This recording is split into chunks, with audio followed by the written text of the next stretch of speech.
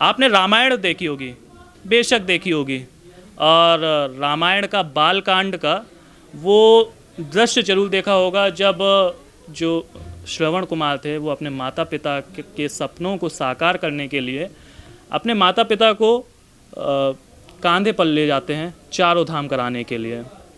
ये दृश्य हमारे हिंदू धर्म के लिए नहीं बल्कि सभी धर्म के लोगों के लिए एक प्रेरणा देता है कि अपने माँ बाप के सपनों को साकार करने के लिए जद्दोजहद हमेशा करनी चाहिए। नमस्कार, आप देख रहे हैं महोबा न्यूज़ बुंदेलखंड में, आपके साथ हिमांक और कैमरे के पीछे हैं अर्पित। हमारे बुंदेलखंड में एक ऐसे ही व्यक्ति हुए जो रहने वाले महोबा के हैं, गांव धौर्रा है, वहाँ के रहने वाले हैं। उन्होंने अपने माता पिता के सपनों को साकार करने के लिए हर तरीके के प्रयत्न किए और अभी भी उनके प्रयत्न जारी हैं। सर, आपका बहुत बहुत अभिनंदन, स्वागत। हमारे साथ हैं डॉक्टर राकेश मिश्रा। धन्यवाद जी। कैसे हैं सर आप? हम बहुत बढ़िया हैं। आपने जो बात अभी कही श्रवण कुमार की, मैं कोई श्रवण कुमार नहीं हूँ। श्रवण कुमार तो एक पात्र हैं जो रामचरितमानस में थे। मैं तो एक माता पिता के द्वारा बताई गई बातों को सच्चे ढंग से लागू करना उतना ही कर रहा हूँ। मेरे पिताजी दशरथ नहीं थे। मेरे पिताजी साधारण कार्यकर्ता थे, संघ के एक स्वयंसेवक थे पहली पीढ़ी के, और उन्होंने जो हिंदू राष्ट्र भारत माता के लिए जो कुछ करना था वो उन्होंने किया था। मेरे मन में विषय आया कि कई बार अच्छे लोगों की कहानियाँ लोगों तक नहीं आती हैं तो लोग जो है निराश और हताश होते हैं। ऐसे ही हमारे पूज्य दद्दा जी के बातों को जन जन तक पहुंचाने के लिए हमने दिल्ली में रहते हुए उनके जाने के बाद जो सेवा के काम शुरू किए वह सबके बीच में पहुंचे, लोग लाभान्वित हों, यही हमारा उद्देश्य। सर, आपने बताया कि जब दद्दा जी नहीं रहे इस लोक में, तो ये आपको कैसे जहन में आया कि हमें दद्दा जी के नाम का एक न्यास बनाना चाहिए और गरीबों और हर तरीके के वर्गों को मदद करनी चाहिए जितनी हो सके? किस तरीके से आपके जहन में आता है ये? हमारे दद्दा जी हमेशा अनामिकता की बात करते हैं। वो कहते थे सेवा करके फ़ोटो खिंचाना कोई बड़ी बात नहीं है, और उन्होंने कभी भी अपने को इस रूप में प्रचारित नहीं किया। दद्दा जी अपनी 92 साल की उम्र में जब स्वर्गवासी हुए तो हमारी पूज्य माता जी कहती थी कि दद्दा जी ने जो काम शुरू किए थे, और वो बहुत दिनों तक, लास्ट के दिनों में 6 महीने बीमार थे, तो एक हमारे गांव का व्यक्ति दद्दा जी को कुछ पैसे लौटाने एम्स अस्पताल में आया, और वो पैसे बहुत थोड़े भी थे और बहुत थे। तो माता जी ने कहा कि पिताजी को तो अब बचना नहीं है, क्योंकि उनके लक्षण, डॉक्टरों ने कहा कि ज़्यादा दिन रहेंगे नहीं, इस पैसे से भैया कोई सेवा का काम शुरू करना है। और माता जी ने अपने जीवित रहते 17 मार्च को ट्रस्ट का गठन कराया 2016 में। मतलब आपकी माता जी ने इस ट्रस्ट की शुरुआत थी, वो हमारी संरक्षक थी और उनकी प्रेरणा से ये ट्रस्ट का गठन हुआ। गठन में भी उन्होंने कहा ट्रस्ट भैया संस्थाएं बनती हैं बिगड़ती हैं, इसलिए तुम चारों भाई बहन मिल कर के और जो दद्दा जी ने बातें बताई हैं उनको आगे बढ़ाओ, ये उनकी इच्छा थी। और सर, हम आगे की बातचीत और भी करेंगे आपसे, लेकिन उससे पहले मैं आपसे एक चीज़ जानना चाहता हूँ दद्दा जी के बारे में विस्तार से, क्योंकि दद्दा जी के बारे में जहाँ तक मैंने सुना है कि दद्दा जी अब शिक्षा को लेकर के बड़े अवेयरनेस रहते थे, जागरूक रहते थे, तो उसको लेकर के आप थोड़ी सा मुझे विस्तार से बताइए। दद्दा जी धवर्रा गांव में पैदा हुए, एक साधारण किसान ब्राह्मण परिवार में। उनकी कुशाग्र बुद्धि के कारण उन्होंने 1946 में हाई स्कूल की परीक्षा अजमेर बोर्ड से सर्वोत्कृष्ट नंबर से पास की थी। सर, राजस्थान से? उस समय मध्य प्रदेश और राजस्थान नहीं था, सीपी एंड बरार होता था, और वो सेंट्रल बोर्ड होता था, जिसको बोलते थे सीपी एंड बरार, जो आज सीबीएसई हो गया है। हाँ, उस समय जो उसका केंद्र अजमेर था, अभी भी बहुत दिनों तक सीबीएसई का मुख्यालय अजमेर था। तो अजमेर बोर्ड उन्होंने जब टॉप किया तो उनको जो है सब विषयों में विशेष योग्यता मिली। उस समय उर्दू भी पढ़ाई जाती थी, संस्कृत भी पढ़ाई जाती थी, गणित भी होती थी और हिंदी भी होती थी, उनको भूगोल भी थी। उनको सब विषयों में विशेष योग्यता के साथ 10वीं परीक्षा पास की। पहले क्या होता था, अंग्रेजों का शासन था, 10वीं पास किया तो सोचे पोस्ट मास्टर की उनको नौकरी मिली और उन्होंने झांसी में पोस्ट मास्टर हो गए। पोस्ट मास्टर हो गए, अच्छा काम करते थे, विवाह भी हो गया। बाद में जो है जमींदार की बेटी थी, उनकी जमींदार की बेटी थी हमारी माता जी। बाद में जो है उन्होंने जो पोस्ट मास्टर की नौकरी करते हुए राष्ट्रीय स्वयंसेवक संघ का काम उछाल मार रहा था। झांसी में भाजी वाली नदिया में एक डाकघर होता था, वहाँ कैंपस में शाखा लगती थी। देश आज़ाद हो गया, देश में एक तरफ गांधीवादी विचार था, एक तरफ राष्ट्रीय स्वयंसेवक संघ की बात थी। गांधी जी की हत्या हो जाती है और गांधी जी की हत्या होने के बाद एक परिस्थितियाँ ऐसी बनी कि जो लोग संघ पर प्रतिबंध लगा और कहा कि आरएसएस वालों ने गांधी जी की हत्या कर दी। तो गांधी जी की हत्या के आरोप में पिताजी के कैंपस में शाखा लगती थी, लोगों को लगता था यही सब जो है हत्यारे लोग हैं, तो उनको जेल भेज दिया। ये वीर सावरकर के साथ भी बड़ा रहा है कि गांधी जी की हत्या को तो ऐसे जो है विषय चले और पिताजी ने उनको बड़े उससे फेस किया। 6 महीने गांधी हत्या में जेल रहे, बाद में सत्य की जीत होती है, संघ से प्रतिबंध हटा और पिताजी जेल से बाहर आए। तब लोगों को लगा, सरकार भयभीत रहने लगी कि ऐसे कहने से कहीं ये फिर से कोई एक हिंदूवादी धड़ा अलग ना बन जाए। तो उन्होंने कहा कि भाई सरकारी नौकरी करना है या आपको आरएसएस का काम करना। तो उन्होंने कहा कि हमें स्वयंसेवक संघ का काम करना है और नौकरी छोड़ दिया। ये उनका पहला त्याग का उदाहरण है जो आज की नई पीढ़ी को बताने के लिए जरूरी है, क्योंकि कई बार लोगों को ये चीज़ें पता ही नहीं है। इतिहास तो क्या, हम पीछे 3 महीने घटनाएं भूल जाते हैं। इसलिए आपके चैनल के माध्यम से, आपके शो के माध्यम से मैं कहना चाहता हूँ कि 1948 में कोई व्यक्ति पोस्ट मास्टर की नौकरी छोड़ के, पीछे पत्नी थी, वृद्ध माँ बाप थे, किसान परिवार के थे, उनके मन में जो देशभक्ति की भावना थी, हमें लगता है कि आज वो किसी बड़े से बड़े त्यागी पुरुष के पास में भी शायद नहीं होगी। और बाद में वो संघ के प्रचारक बने। परम पूज्य अशोक सिंघल जी, रज्जू भैया जी, भाऊराव देवरस जी जैसे लोगों के संपर्क में आए। सर कश्मीर में भी उनने तिरंगा लहराया था, ऐसा कुछ मैंने बिल्कुल गए थे। उनकी मैं एक एक चीज़ें थोड़े थोड़े बताता हूँ। संघ के प्रचारक रहे वो, यहाँ से कानपुर में रहे, वहाँ वैद्यगिरी की पढ़ाई की, डॉक्टरी सीखी उन्होंने, क्योंकि परिवार पीछे था। बाद में जो है उनके 4 पुत्र हुए। उन्होंने जो है अपना पूरा जीवन सादगी में बिताया, बालिका शिक्षा के लिए पूरा जीवन दिया। 4 बहनों को MA BEd तक पढ़ाई कराई, एक बहन को PhD कराया, हमको PhD तक पढ़ाई कराई। शिक्षा के बारे में इतने जागरूक थे कि धवर्रा गांव में जाने की सड़क नहीं होती थी। सब बच्चों को नौगांव के अच्छे विद्यालयों में उन्होंने पढ़ाया लिखाया। इससे जो है हमें लगता है कि उन्होंने जो संस्कार दिए, आज उनके बातों को याद कर करके हमको लगता है कि हम भी अपने गांव के कुछ लोग पिछड़े हैं, लड़कियां पढ़ नहीं पाती हैं, स्कूलों में सुविधा अगर नहीं है, तो हम अपने न्यास के माध्यम से उनकी सेवा कर पाएँ। सर जहाँ तक मुझे पता है कि उनको हमेशा एक सपना था कि गांव में हर बेसिक मूलभूत जो प्रॉब्लम्स होती हैं उनको निपटाने के लिए हर बेसिक अवेलेबिलिटी होनी चाहिए, जिसको लेकर के आपने हर तरीके के प्रयत्न किए और कोशिश अभी निरंतर चल रही है। सर ऐसे वो कौन सी चीज़ें हैं जो आपने अपने गांव धौर्रा में वो चीज़ें बेसिक जो अवेलेबिलिटी होती है वो अवेलेबल कराई हैं सर? सबसे तो वो कहते थे कि जो स्वस्थ मनुष्य रहे तो आदि समस्याओं की जड़ समाप्त होती। गाँव के कुष्ठ रोगियों को वो नैनी के तक ले जाते थे इलाज कराने के लिए। अच्छा। उस समय कुष्ठ रोग, टीबी बहुत फैलती थी। टीबी अस्पताल नौगांव में ही था, लेकिन कुष्ठ रोग के लिए नैनी इलाहाबाद के पास जो जंक्शन है वहाँ बहुत बड़ा कुष्ठ आश्रम था, वहाँ ले जाते थे, इलाज कराते थे। उनको कोई भेदभाव नहीं लगता था। उनको खुद ही ले जाते थे अपने? खुद लेके जाते थे। ट्रेन में एक बुंदेलखंड पैसेंजर चलती थी, उससे लेके जाते थे और इलाज कराते थे। गाँव में आज वो लोग जीवित हैं। उनकी कभी बात सुनी, एक जोगी गड़रिया उसमें से जिंदा है और उसकी माँ बाप, कई परिवारों में ऐसा रहता था। तो कुष्ठ रोगियों को ले जाते थे। कुष्ठ रोगियों के बाद जो है गाँव में उन्होंने पेड़ लगाए, गाँव में अच्छी हवा रहे। आज भी उनके लगाए हुए पीपल के पेड़, नीम के पेड़ आज भी उनके गांव में लगे।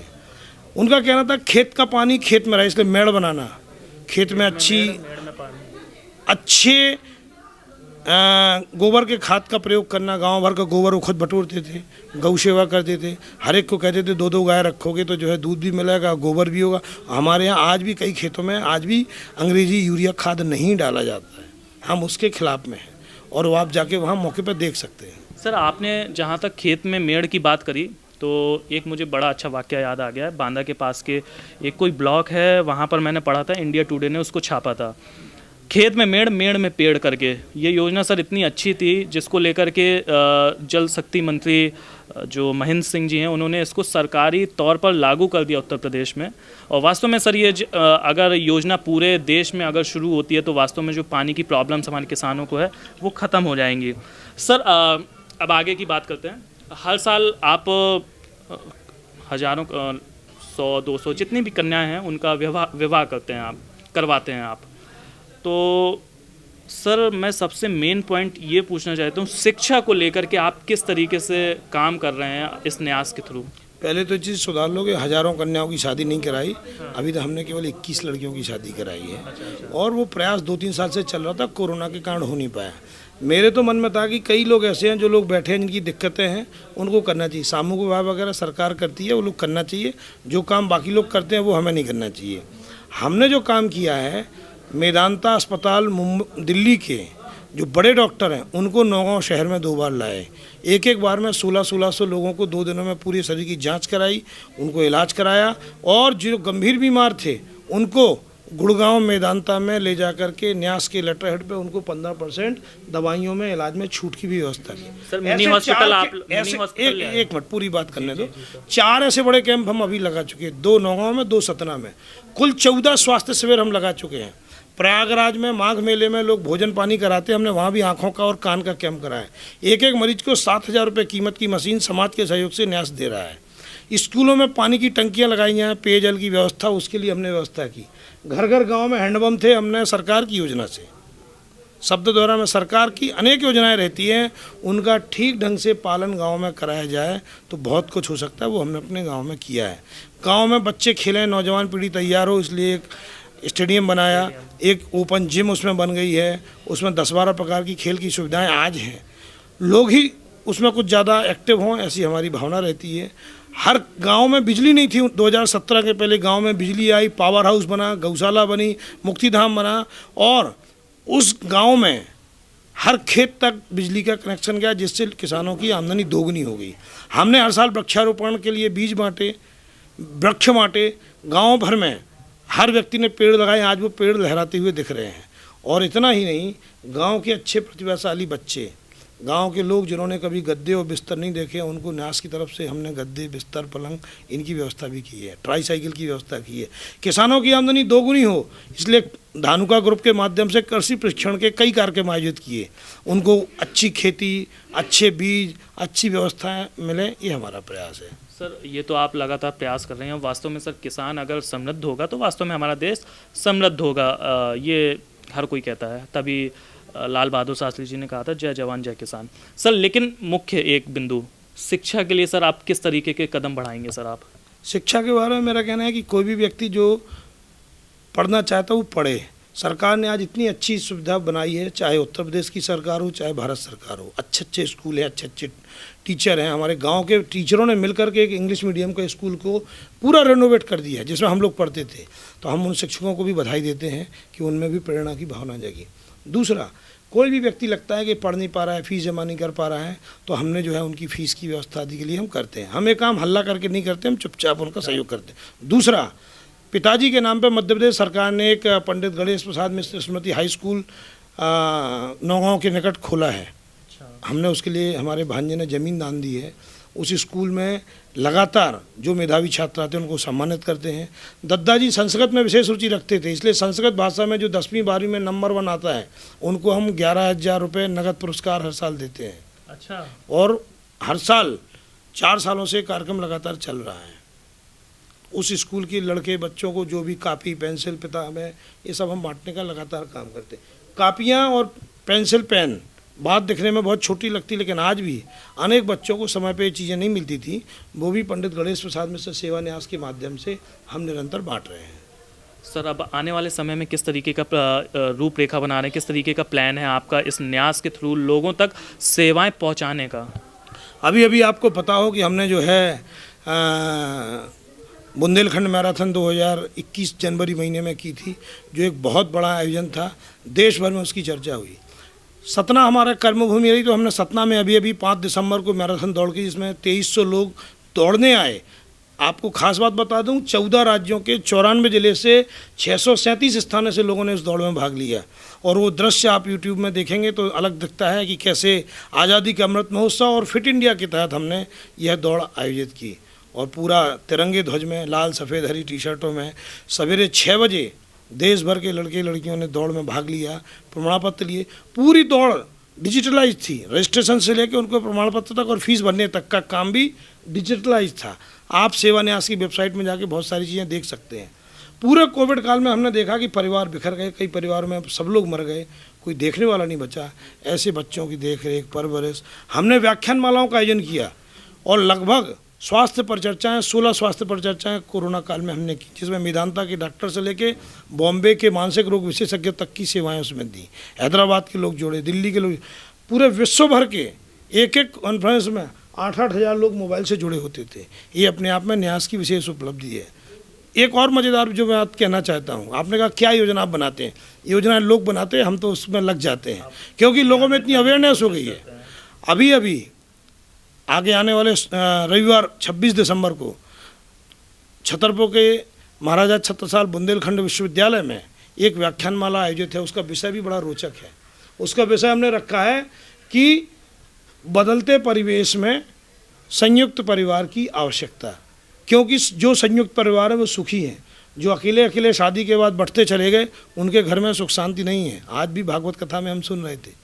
तो ऐसे ऐसे विषयों पे हम एक परिचर्चा आयोजित कर रहे हैं और ये 5वां व्याख्यानमाला है जो आगामी रविवार 26 तारीख को छतरपुर में होगा। तो ये थे हमारे साथ डॉक्टर राकेश मिश्रा, जो पंडित गणेश प्रसाद मिश्र। सतना में हमारी कर्मभूमि रही है। वहाँ पे हम एक अभियान चलाते हैं, अपना सतना हरा भरा सतना। ग्रीन एम्बुलेंस की अवधारणा करिए जो कहीं अभी नहीं है। एक एम्बुलेंस रहेगी, उसमें जो है पेड़ रहेंगे, स्टैंड रहेगा। आपके घर में किसी का जन्मदिन है, आपके घर में किसी की पुण्यतिथि है, कोई और अवसर है, हम केक काट के 500, 1000, 2000 का खर्च कर देते हैं। एक स्टैंड हम लेकर के 1500 रुपये लेकर के पेड़ लगाएंगे और पेड़ 5 साल तक हम उसको पूरा बड़ा करके सतना में तैयार कर रहे हैं। सर, ग्रीन एम्बुलेंस के तहत? ग्रीन एम्बुलेंस के तहत। और हमने उसका अभियान दिया अपना सतना हरा भरा सतना। अभी अभी सतना में जो दूसरा कार्यक्रम हम कर रहे हैं, कंबल बैंक। इतनी ठंडी अभी पड़ रही कि 4 डिग्री और 1.2 डिग्री टेम्परेचर भी आया है। तो हमने कंबल बैंक बनाए, 1000 कंबल की व्यवस्था की और उन कंबल बैंक में हमने कहा कि शाम को 4 बजे से 8 बजे तक कोई भी ले जा सकता है। कई मरीज आते हैं अस्पताल में, उनको पता है रात को आ गए गांव से, दिक्कत है, हम कंबल में निःशुल्क उनको देंगे और उनका आधार कार्ड पर नोट कर लेंगे, मोबाइल नंबर ले लेंगे। अगर वो उसका काम पूरा हो गया और वो वापस चला गया तो हम उसका कंबल वापस भी ले लेंगे, क्योंकि हर ज़रूरतमंद को मिले। हम खैरात में कोई चीज़ बांटते हैं तो उसकी वैल्यू नहीं होती है। हमारे न्यास का उद्देश्य था कि ज़रूरत का उपयोग करे और ज़रूरत के बाद उसको लौटा दे, ये भी उसकी महानता है। तो ये कंबल बैंक जल्दी ही 1-2 जनवरी से शुरू हो जाएगा। और ये कंबल बैंक ये कहाँ शुरू होगा? सतना में। सतना में हमने क्या है, हमारे जहाँ जहाँ मैं काम में रहा वहाँ हमारे कार्यकर्ता हैं, मित्र हैं, हमारे विद्यार्थी हैं। मैं प्रोफेसर था तो स्टूडेंट लोग ही ये सब चला रहे हैं। और हमें कहने में बड़ी खुशी की बात होती है कि सतना का कंबल बैंक उन्हीं लोगों की अपनी सोच से शुरू किया है। बहुत बढ़िया। तो ये थे हमारे साथ डॉक्टर राकेश मिश्रा, जो पंडित गणेश प्रसाद मिश्र न्यास के संरक्षक हैं, सर अध्यक्ष हैं। तो सबसे ख़ास बात तो मुझे इनकी ये लगी कि ग्रीन एम्बुलेंस के तहत जो पर्यावरण को स्वच्छ करने की कोशिश कर रहे हैं उन्होंने, जो इनका न्यास शुरू करने वाला है। साथ ही एक संस्कृत भाषा को एक प्रमोट करने की जो कोशिश कर रहा है इनका न्यास, वो वास्तव में एक बहुत ही प्रशंसनीय इसलिए है क्योंकि हमारी संस्कृत भाषा देव भाषा है और इसका धीरे धीरे विलुप्त होती जा रही है। वास्तव में इस तरीके की जो पहल है इस न्यास के द्वारा, ये कहीं ना कहीं रंग लाएगी आने वाले समय में। तब तक के लिए आप स्वस्थ रहें, सुरक्षित रहें और जुड़े रहें महोबा न्यूज़ बुंदेलखंड के साथ।